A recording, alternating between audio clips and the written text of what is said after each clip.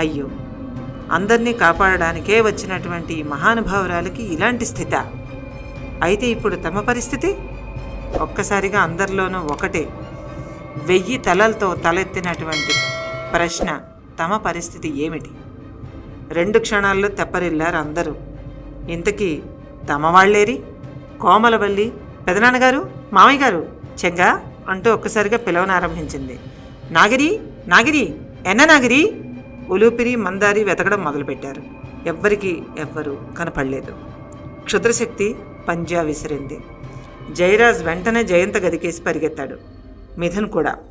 మధు, విక్కీ, విద్య, జయ అంటూ విద్య పడుకున్న గదికేసి దూసుకుపోయాడు మిథున్. ఆ భయానక వాతావరణంలో సీలింగ్ మించి విభూతి పరిమళంతో నెమ్మదిగా ఆ గదిలోకి ఎంటర్ అయ్యారు 3 మహానుభావులు.